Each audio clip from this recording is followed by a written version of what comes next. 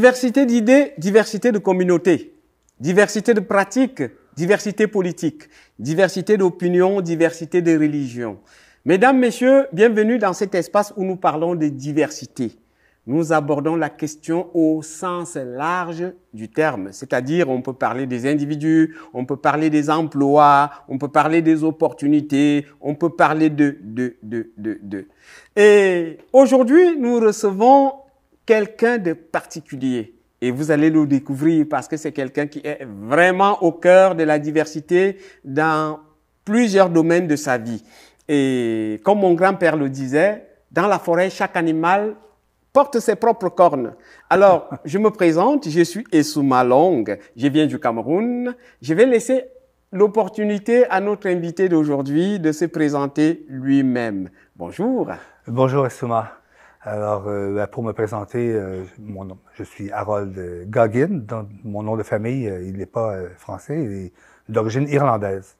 Ah oui, alors, je vais vous poser une question qu'on me pose tout le temps. Ah oui. C'est celle-ci. Tu viens d'où? En fait, moi, je suis né à Plessisville.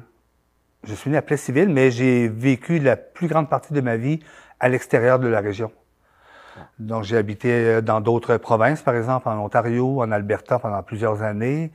J'ai habité à Montréal même, près de Montréal, et maintenant, je suis revenu vers mon coin de pays, si je peux dire, qui est Victoriaville, la région des Bois-Francs. Et depuis 2 ans, j'habite ici maintenant. OK. Bon, à supposer qu'il y ait des téléspectateurs qui ne connaissent pas la région de notre région, Victoriaville. Plessisville se situe où? Plessisville, c'est à environ une vingtaine, 25 kilomètres, un peu plus vers l'est, disons, si on allait vers la ville de Québec, par exemple. Donc, c'est quand même une région on fait partie de la même région, là. Plessisville, Princeville, Victoriaville. C'est le cœur de la région des Bois-Francs. Ouais. Qu'est-ce qu'il y a de particulier à Plessisville? À Plessisville, bah, écoute, moi j'ai passé ma petite enfance là. Mes parents étaient cultivateurs, étaient des paysans. Mais mon père ici était encanteur de ferme, d'animaux sur la ferme. Et on avait aussi une sucrerie, on avait une érable à sucre. Donc, mon enfance, moi, je l'ai vécu beaucoup dans la nature, un peu dans l'espace. C'est le contraire du milieu urbain, si on veut. C'est une toute petite ville. Les voisins, le voisinage, tout ça, c'était... Les familles étaient plus nombreuses aussi. J'avais des voisins, des familles de plus de 10 enfants, par exemple. Il y avait ça. Et oui. Puis on se réunissait, on se voisinait beaucoup entre les voisins. Donc aujourd'hui, ça a beaucoup changé tout ça. Mais Plessisville, pour moi, ça a toujours été quand même une petite ville avec, c'est tout petit là. C'est une petite ville où les gens se connaissent, où il y a généralement une certaine paix quand même sociale. C'est une région agricole? Oui, très agricole, oui. Wow. Très agricole. Mais quand même, il y a quand même plusieurs industries aussi. Moi, qui étais parti pendant plusieurs années, j'ai pensé que Plessisville, aujourd'hui, ça n'existait plus presque. Et puis, quand je suis retourné dernièrement, parce que je donne des cours de francisation, j'ai réalisé que non, il y avait quand même beaucoup d'entreprises encore, puis beaucoup de mes étudiants qui sont des travailleurs étrangers travaillent à Plessisville ou à Princeville dans les industries. Donc, j'étais quand même surpris de voir qu'il y avait autant d'activités économiques dans cette région-ci. Oui, vous parliez tantôt de changement, que ça a beaucoup changé. À l'époque où vous étiez, je dirais, enfant ou adolescent? Oui, enfant surtout, oui. Oui, enfant. Est-ce que vous avez quelques souvenirs qui peuvent vous marquer, que vous pouvez nous parler pour qu'on puisse voir vos changements? La chose que je me rappelle, c'est qu'on se réunissait à certaines occasions pour faire des jeux. Nous, on avait une grande maison avec un grand jardin, un grand terrain aussi. Puis tous les voisins venaient chez nous. On pouvait se retrouver 15, 20, 25 enfants. Et on jouait à un jeu qui s'appelait la canisse. On l'appelait la canisse. On déposait une canne de conserve. Et là, il y avait un surveillant, un gardien. Et là, on se cachait. Et là, il fallait qu'il nous trouve, tu vois. Donc, Essouma derrière l'arbre là-bas. Donc, tu étais capturé, tu devais venir près de la conserve, la canne de conserve. Et là, le gardien devait trouver tout le monde, mais on pouvait délivrer les prisonniers si on allait frapper la canne. Wow. Donc, si j'étais caché près, et le surveillant, il s'éloignait un petit peu, alors tu courais, puis là, pouf, tu ferais là, c'était le jeu, c'est drôle, c'est le souvenir qui me revient. Wow. C'était, ça me rappelle, excusez-moi, je viens du Cameroun, oui, bien sûr. Moi aussi, quand on était enfant, dans nos villages, c'était vraiment des jeux, comment je vais dire ça, collectifs, ouais. Avec de l'interaction sociale. Ouais, tout à Parce fait. qu'aujourd'hui, tout ça a changé, évidemment, avec la technologie, entre autres. Hein. Ouais, Les gens sont beaucoup plus isolés. Là. Oui, tout à fait. Les jeunes sont seulement dans leur téléphone. Hein. Ouais. Certains ne savent même plus parler. Non, courir, sauter, tomber. Ouais. Et aujourd'hui, les activités tout est organisé, hein. Donc, dans notre temps, on n'avait pas beaucoup d'activités organisées. Il y avait le hockey, donc on jouait au hockey, on avait une ligue de hockey. Mais souvent, c'était entre nous, on s'organisait pour jouer ensemble. Alors qu'aujourd'hui, si tu veux faire une activité, il faut passer par une inscription par la ville. Et on se retrouve, c'est le mercredi soir à 19h. C'est très, très structuré et très organisé, ce qui était moins le cas à l'époque. Mm-hmm. Mais est-ce que, entre cette époque et maintenant, est-ce qu'il y aurait une préférence selon vous? On doit vivre au présent, hein. Oui. Donc, on doit prendre ce qui est bon au moment présent et surtout travailler à partir de là, parce que sinon, on risque d'être toujours nostalgique ou dire, vous savez, les gens, dans notre temps, c'était tellement mieux. Ouais. Possiblement que ça l'était. Ouais. Je ne sais pas. Mais aujourd'hui, il y a des choses aussi qu'on peut faire qu'on ne faisait pas avant. On a accès à des connaissances, l'Internet, la technologie, ça a aussi des côtés positifs, là, évidemment. Oui, effectivement, comme vous parlez du présent, du moment présent, c'est-à-dire que dans la région, on constate qu'il y a beaucoup de monde qui arrive, des gens qui viennent d'ailleurs. Et on parle de diversité. Oui. Alors, selon vous, est-ce que la diversité, c'est quelque chose de bien ou de mauvais? Pour moi, c'est très bien. Pour moi, c'est excellent. Ça dépend toujours comment on va le vivre, évidemment. Mais c'est vrai que comparé au moment où j'étais jeune, quand j'étais jeune, d'abord, je vais vous dire une chose, j'ai jamais entendu parler anglais dans mon enfance. Une fois, j'ai un souvenir d'une personne qui parlait anglais. Et c'était un touriste américain il cherchait son chemin. Et il s'était arrêté devant notre maison et il m'avait demandé en anglais. Moi, je parlais pas l'anglais, alors je faisais des signes pour. Mais voyez-vous que c'était à ce moment-là, c'était tellement petit notre vie. C'était le français, il y avait que ça. Et aujourd'hui, avec toutes les changements. Et quand je suis arrivé moi, je suis revenu, comme je vous ai dit, de la région montréalaise, où il y a beaucoup de diversité évidemment. Quand je suis revenu ici, j'étais étonné de voir qu'il y avait autant d'immigrants. J'étais vraiment étonné, mais aussi content, parce que moi, j'y crois à la diversité. Je crois que c'est enrichissant surtout. On peut apprendre des langues, on peut apprendre des nouvelles recettes, on peut apprendre des nouvelles façons de penser, de la nouvelle musique, du cinéma différent. Ça nous ouvre beaucoup sur le monde. Et de toute façon, qu'on le veuille ou non, tout ce qu'on porte, ça vient de partout aussi. Tout ce qu'on mange aussi, et ça vient de partout. Les Québécois même ont des habitudes culinaires. Si vous demandez à des Québécois ce que vous connaissez, on mange de la pizza, mais c'est italien. On mange, les gens peut-être connaissent le couscous. Ils connaissent les tacos mexicains. On connaît ça, on sait c'est quoi. Oui, mais justement, ce qui est intéressant dans ce que vous dites, c'est cette autre vision-là de la diversité, parce que dans le monde, les plus grands conflits sont dus à cette notion de diversité-là. On dit que vous ne mangez pas comme nous, vous ne priez pas comme nous, alors on va vous combattre. Vous n'avez pas la même couleur de peau comme nous, on va vous combattre. Alors que vous nous dites que la diversité, plutôt, c'est une forme de richesse. Moi, je pense que c'est positif. Il y a peut-être aussi des phénomènes comme le patriotisme, par exemple, qui font en sorte que on inculque aux gens des notions de patriotisme, et souvent ça nous amène dans un espace très fermé. Donc, par exemple, pour être dans mon pays, on est blanc, on parle le français, on parle l'anglais, peu importe. Et quand on n'appartient pas à ça, on est comme opposé. Donc, ça, c'est le contraire de la diversité, c'est l'aspect... c'est pas intéressant pour moi. Alors, vous venez de dire tantôt que vous avez grandi dans un milieu où qui était assez fermé. C'est très uniculturel. Oui. Et vous aviez entendu parler anglais une seule fois. Oui, de toute mon enfance. C'est très étonnant. Oui. Et comment vous faites pour vous retrouver déjà à enseigner l'espagnol, apprendre l'espagnol? Oui, ben d'abord, à l'âge de 17 ans, je me suis comme un peu exilé. J'ai quitté même l'école, le cégep, j'étais à Lévis, j'étais près de Québec à ce moment-là. Et je savais pas trop où aller, donc j'avais un beau-frère, une sœur en Alberta, donc j'ai décidé de quitter et d'aller là-bas. Donc j'ai passé 6 mois en Alberta. Donc là, j'ai dû apprendre l'anglais parce que on ne peut pas fonctionner en français en Alberta. Très difficile en tout cas.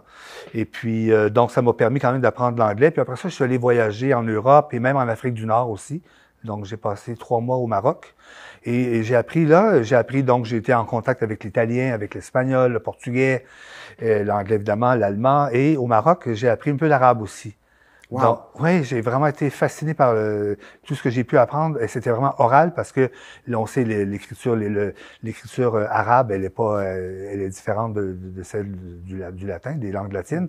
Donc, l'écrit, je peux pas vraiment écrire, mais j'ai appris beaucoup de mots. J'apprenais beaucoup avec les enfants.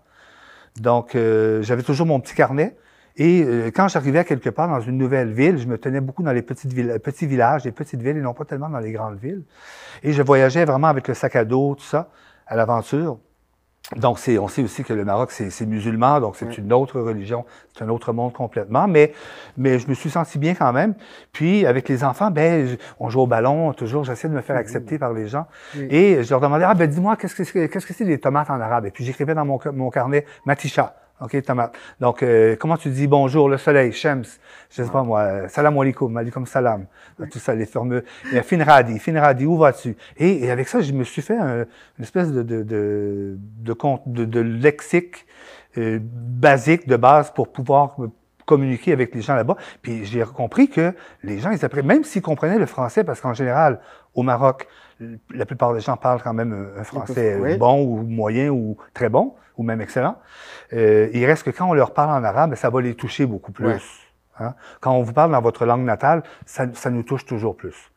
Donc, oui. Ça ne vaut pas la peine que je vous pose la question de savoir comment vous vous êtes senti dans ces voyages-là, parce que à vous écouter, on sent que c'était vraiment, vous avez beaucoup aimé la rencontre de l'autre. Oui. Mais ce que je voudrais savoir, c'est que est-ce que vous avez eu l'impression que les autres vous ont accepté tel que vous êtes, avec la différence? Mais je pense que oui, malgré le fait qu'on sait au niveau religion, le christianisme puis l'islam, c'est vraiment très, très différent. Puis on sait qu'il y a des conflits importants dus à ça. Mais honnêtement, je n'ai pas senti que c'était...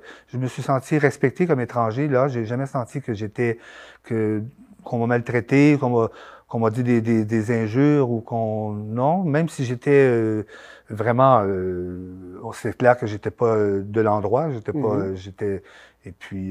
peu, je me promenais tout seul. J'ai été dans des endroits où j'ai vu des enfants qui n'avaient jamais vu un étranger avant moi. Oh, wow. Ça devait être pour eux quelque chose. Ah oui, j'ai jamais été capable c'était dans une école, une petite école de campagne, où je m'étais promené, j'étais monté dans la montagne à pied le matin. Puis il y a des berbères, des berbères, c'est un peu les indigènes un peu du Maroc, avant les Arabes, c'est les berbères. Et ils m'ont pris avec leur charrette, les ânes, leur charrette, ils m'ont dit, viens avec nous. Alors je suis monté avec eux. Puis plus loin, à quelques kilomètres, ils m'ont déposé dans une petite école de campagne. Puis l'instituteur, il m'a demandé, j'aimerais que tu parles aux élèves, que tu donnes un cours sur le Canada ou quelque chose. Alors, je me suis retrouvé devant les élèves, les enfants. Puis là, je leur ai parlé, mais j'ai jamais réussi à leur faire dire un seul mot. Ah oui? Non, ils me regardaient comme ça. Ah oui, hein? Et ils n'avaient jamais vu un étranger avant. Ah oui, ça, les enfants, ils savent exprimer tout de suite leurs émotions de toutes les manières. Mais à date, est-ce que maintenant, tu continues à faire des voyages, explorer le monde, aller ailleurs? Bien sûr, j'ai voyagé beaucoup, surtout au Mexique, en Amérique centrale, à Cuba, en Europe aussi, mais assez en Amérique centrale. C'est de là que je suis tombé en amour un peu avec la langue espagnole. Ouais. Et puis, j'ai fait beaucoup de voyages et ça a continué de m'ouvrir beaucoup. Et de cette façon-là, ça m'a un petit peu ouvert le chemin pour devenir finalement enseignant en espagnol. Oui. Bon, justement, parlons donc de votre profession qui est l'enseignement, que vous aimez bien et que j'imagine qui vous fait rencontrer des mondes qui viennent de partout. Hein? Absolument. Oui. Est-ce que lorsque vous êtes en contact avec les autres, au niveau des apprentissages, est-ce qu'il y a une grosse différence par rapport aux enfants qui sont nés Tout à fait. Ouais. C'est certain qu'il y en a. Quand j'ai commencé à enseigner il y a 22 ans, dans les classes, les plus ethniques, les gens qui venaient des pays les plus lointains, c'était des Italiens. Ouais. Oui. Il y avait même pas de Noirs. Il y avait pas de Noirs, il y avait pas d'Asiatiques. Mais au fil des années, tout ça a changé beaucoup. Et quand j'ai terminé, on avait environ sur 35 élèves, il y en avait près d'une dizaine qui étaient nés dans un autre pays. Donc, beaucoup d'Haïti, entre autres, d'Asie, du monde arabe, du Maghreb, beaucoup de Marocains, d'Algériens aussi, Tunisiens et d'autres pays aussi. Et ça m'a permis justement ça m'a encore plu dans le sens que ça m'a encore attiré beaucoup vers ça. J'aimais ça poser des questions.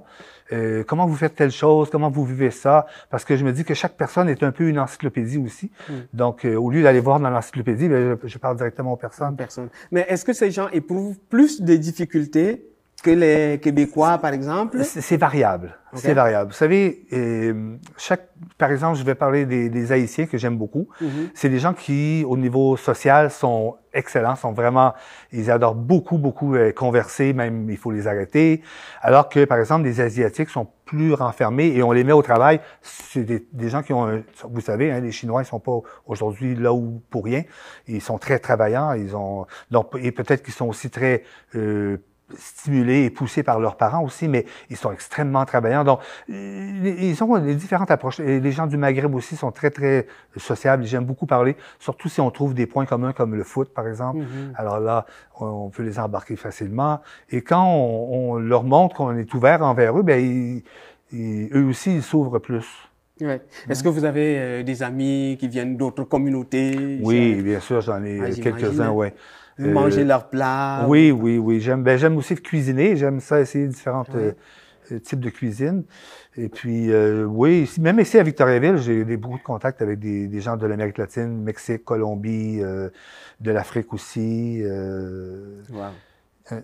Ah, ça, c'est très bien. J'ai le goût de vous inviter en Afrique centrale. J'aimerais beaucoup aller en Afrique. Ah oui, vous allez découvrir d'autres cultures, d'autres traditions, d'autres manières d'être. J'adorerais aller en Afrique noire, surtout. Hein. Ah oui. J'aimerais beaucoup. Puis aussi au Brésil. Ah oui. L'Amérique du Sud. Le Brésil, c'est un pays qui me fascine beaucoup pour la musique, entre autres. Ah oui. Victoriaville, c'est vraiment, selon les dires de tous les participants que nous accueillons ici dans cette émission, il se dégage que Victoriaville est une région très accueillante. C'est ce qu'on m'a dit? Oui, que les gens sont très ouverts. Moi, je la découvre, donc je suis pas bien placé pour parler. Je peux pas parler comme un Victoriavillois parce que je le suis pas. Ouais. Mais on m'a dit ça, je connais des gens d'autres pays qui m'ont dit ici à Victoriaville, les gens sont très bien. J'ai des amis mexicains qui m'ont dit c'est jamais arrivé que les gens soient agressifs ou méchants ou négatifs envers eux, ils essaient de les aider. Donc, je suppose que c'est un signe positif, sûrement. Puis, j'y crois, oui. Oui. Alors, bon, par rapport à toute cette connaissance que vous avez, votre expérience que vous avez à travers les voyages effectués partout dans le monde, si on vous demandait, est-ce qu'il y a quelque chose qui manque à Victoriaville pour être wow? Oui, il manque encore des choses, c'est sûr. Un peu plus de restaurants, peut-être. Un peu plus de restaurants. Un restaurant marocain, on pourrait aller manger du couscous, par exemple, avec un peu de cuisine africaine, ça serait vraiment intéressant. Et puis peut-être au niveau musical aussi. Oui, parce que quand même, on a beaucoup ici de communautés hispaniques et africaines. Donc, moi, je souhaiterais voir un peu plus de musique de ce type-là. Donc, peut-être dans un festival, par exemple, un festival un peu plus multiethnique. Oui. Ça serait peut-être quelque chose que j'aimerais beaucoup voir naître ici à Victoriaville. Et la cuisine, au niveau de la cuisine surtout. Ah oui, mais vous n'êtes pas la première personne à revendiquer un festival, hein. Ah non? Vraiment un festival de musique. Oui, il y a eu quelqu'un qui est déjà passé ici, au moins je vous dirais même au moins 2 ou 3 personnes qui sont passées et qui nous ont dit, il manque un projet culturel vraiment comme un festival qui sera rassembleur, qui va présenter les cultures d'ailleurs. Puis en plus, ça peut attirer des gens de Drummondville, de Plessisville, même de Trois-Rivières, parce que il y a beaucoup on est au cœur ici d'une région où il y a beaucoup de villes. Si on considère aussi toute la région, même jusqu'à Trois-Rivières, Drummondville et Plessisville, il y a énormément de gens d'origine étrangère. Oui, on espère que les politiques, les décideurs, les gens qui peuvent subventionner ce type de projet vont nous écouter Oui. parce que j'en connais beaucoup de personnes qui ont déjà eu cette idée de mettre sur pied vraiment un festival. Ouais. Parce qu'on a déjà un festival de musique actuelle, mais ce n'est pas un festival qui, bien qu'il soit éclectique et qu'il soit, il y a les artistes de plusieurs pays, il reste que ici aussi on a la chance peut-être d'aller chercher à Montréal des musiciens qui sont issus, parce qu'à Montréal, c'est une grande ville, il y a des musiciens de partout. Oui, tout à fait. On n'est pas obligé de les faire venir du Sénégal, nécessairement. Tout à fait. Tout à fait. Par exemple, il y a au Comité d'accueil international des Bois Francs, que vous connaissez très bien, puisque vous vous impliquez abondamment dans cet organisme, vous soutenez les nouveaux arrivants. Oui, je parraine une famille, puis je travaille comme interprète. Ah oui. Donc, dans cet organisme, il y a un projet annuel qu'on appelle la Fête de la diversité. Je l'adore. Ah oui, hein? Ouais. Ils font je dois dire que l'année passée, entre autres, j'étais ébahi et impressionné par la qualité des groupes musicaux et la diversité. Et ce que j'ai apprécié aussi, que c'était moderne. C'était pas que du folklore. Parce que parfois, on a tendance à peindre un peu les groupes ethniques avec le folklore. Tout à fait. Mais eux aussi, ils sont en 2024. Tout à fait. Tout à fait. Donc, c'est un projet qui présente une grande diversité, une grande variété, avec des gens qui viennent partout s'exprimer. Malheureusement, ce n'est pas un festival, mais c'est une journée vraiment. Oui, c'est vrai, ça pourrait le devenir. Une fin de semaine complète, par exemple, comme le Festival de musique actuelle. 3 jours, 2 jours, ce serait wow. Ce serait wow. Oui, tout à fait. Non, on espère qu'avec des personnes comme vous, comme ça, qui pensaient, qui poussaient et qui croyaient à la culture des autres. Ça prend ça, il faut frapper à la porte. Et puis on dit aussi en espagnol, il y a un proverbe espagnol qui dit on ne donne pas le lait au bébé qui ne pleure pas. Donc si le bébé pleure, on va donner du lait.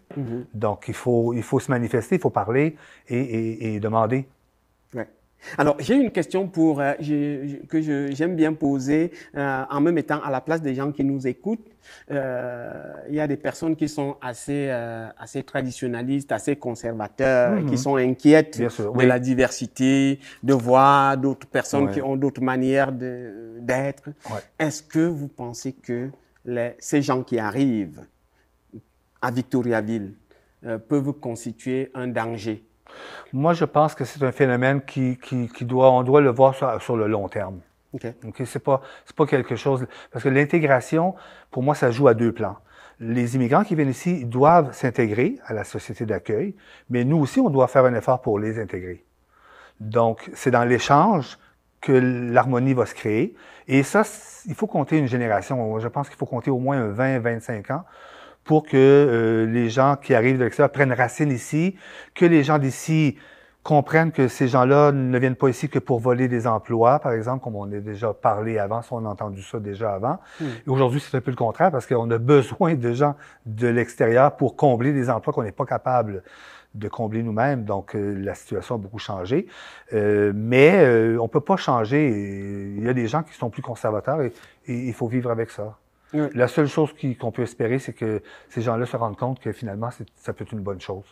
Oui, mais vous dites que ces gens ont du positif, qu'ils peuvent nous apprendre quelque chose nous apporter quelque chose de positif, d'un point de vue économique, d'un point de vue culturel. Est-ce qu'on peut apprendre quelque chose d'eux? Ben oui, les langues, entre autres la langue. Il y a beaucoup de gens qui s'intéressent, par exemple, à l'espagnol, qui est une langue assez relativement facile à apprendre pour une personne qui parle français. La cuisine, on aime ça. Les Québécois sont assez ouverts, en général, je pense, sur le plan culinaire. Ils aiment goûter des choses différentes. La cuisine grecque, la cuisine vietnamienne, les gens, ils connaissent ça, la cuisine asiatique. Les gens, ils aiment la cuisine parce que le Québec, c'est pas une société vraiment traditionnelle. C'est une société un peu plus éclatée, donc qui fait qu'elle est aussi perméable. Donc, comme ici, la société est plutôt laïque également. Donc, ça crée une perméabilité. Donc, ça permet plus facilement que les cultures étrangères peuvent collaborer à la culture locale et nationale. Oui. Je pense. Et vous qui collaborez, en fait, vous qui êtes tout le temps en contact avec ces nouveaux arrivants, parce que vous êtes bénévole au comité d'accueil, est-ce que vous sentez que ces gens ont de la difficulté à apprendre? Je pense qu'il faut voir, il y a toutes sortes de cas. Okay. Il y a des gens plus que d'autres, certains plus que d'autres. Mais je crois que pour des gens qui viennent de l'extérieur, des immigrants, c'est sûr qu'il doit y avoir une motivation. Il faut avoir la motivation de le faire. J'arrive dans un nouveau pays, je veux me faire accepter, je veux réussir dans ce pays-là, je veux aussi donner un avenir meilleur à mes enfants. Souvent, c'est une motivation très importante. Oui, tout à fait. Et ça, ben, je crois que c'est la motivation, c'est le cœur c'est le moteur de la chose. Là. La motivation, c'est la chose la plus importante. Et voilà, c'est cette motivation-là qui va faire que les gens vont faire des efforts pour apprendre le français, s'intégrer, comprendre les gens, comprendre la façon de faire. Et même si on n'est pas toujours en accord, on n'est pas nécessairement toujours en accord avec les gens de notre propre culture non plus. Tout à fait, tout à fait. Et l'inquiétude est également normale, c'est bien, mais cependant, je vais vraiment avouer que le Canada, de façon globale, et le Québec en particulier, a une bonne réputation à l'extérieur. À un certain moment, le Canada avait une politique qui ne faisait pas qu'on parle de lui négativement à l'extérieur. Et les Canadiens je pense que ça a changé un petit peu, je crois. Malheureusement. Malheureusement. Malheureusement. Parce que le Canada, effectivement, avait la réputation d'un pays pacifique, un pays qui allait régler des problèmes, des conflits, et qui n'allait pas s'impliquer dans des guerres, des choses comme ça. Et on a un petit peu perdu cette magnifique réputation. Je pense. Oui, bon, en tout cas, on espère que que ça revienne. On espère que ça va revenir et que les gens qui nous écoutent ont pouvoir des décisions pour changer un peu parce qu'on peut être un modèle aussi d'intégration. Oui, on peut être un modèle d'intégration parce que c'est pas évident à faire quand même. Ouais. Et peut-être qu'il faut voir le cas d'autres pays européens, par exemple, où il y a beaucoup d'immigrants. C'est qu'en France, il y a eu des problèmes. Donc, la pire des choses, je pense, c'est que les gens se referment dans des ghettos. Ouais. Okay, que les gens... et c'est une chose que j'aime beaucoup de Montréal, entre autres. C'est une ville où il n'y a pas vraiment de ghetto, pas très peu en tout cas. Le quartier italien, c'est partout. Le quartier haïtien, c'est partout.